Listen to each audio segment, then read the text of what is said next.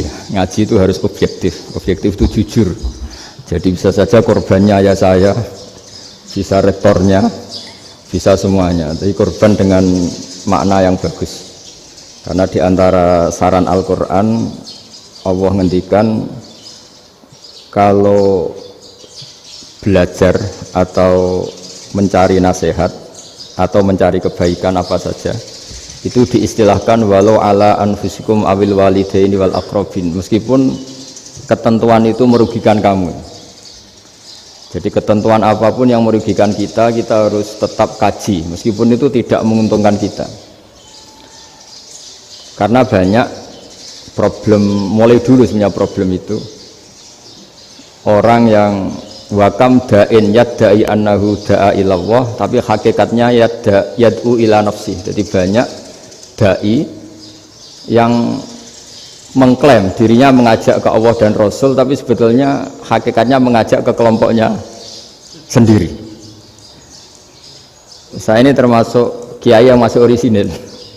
Artinya orisinil gini, suatu saat atau kapan saja saya kok sudah tidak laku jadi kiai, asal Islam jalan tetap senang, karena nggak penting yang populer saya apa enggak, itu tidak penting, yang penting agama ini tetap jalan. Sama, negara ini harus jalan siapapun presidennya. Ya, ini penting saya utarakan karena perbedaan antara nafsu dan komitmen beragama itu tipis sekali. Sehingga dulu pernah ada cerita, ini bukti keadilan Rasulullah SAW. Pernah suatu saat Nabi itu ngaji, yang ngaji seperti ini. Terus ada pemuda dengan cueknya melewati masjid yang sedang dipakai Nabi ngaji. Singkat cerita semuanya ngomel ya, bergumam. Celaka betul pemuda itu, ada Nabi ngaji kok tidak ikut ya. Tapi Nabi secara besar hati ngendikan, ini ada di beberapa kitab di Fadhailul Kasbi, keutamaan kerja. Kata Nabi, pemuda itu mau mencangkul di lahannya. Jika dia mencari nafkah untuk keluarganya, untuk kebaikannya, maka itu bagian dari ajaranku.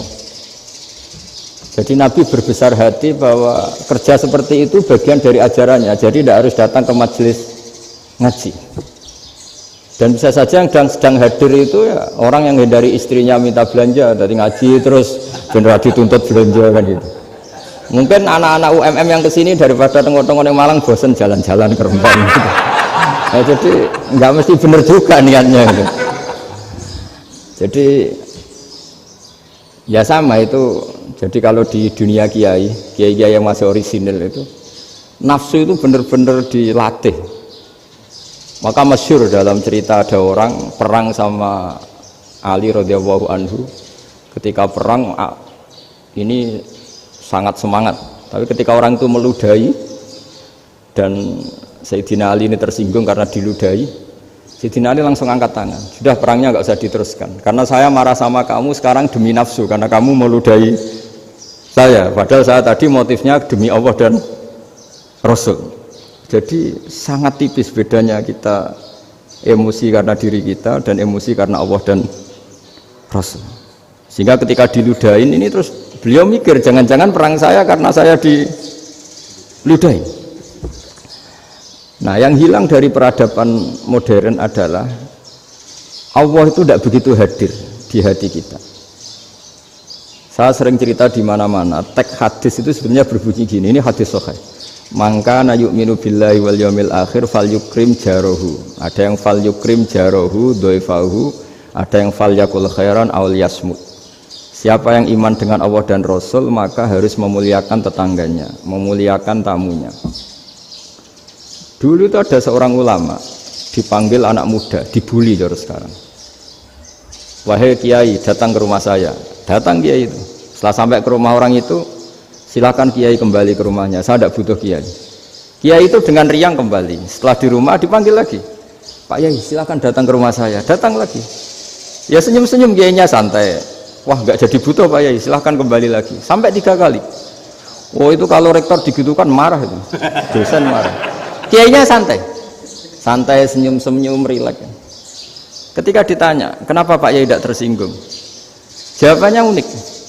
Anak muda, saya ini senang sekali nuruti perintah Allah, disuruh menghormati tetangga, sehingga ketika Anda manggil ya saya datang.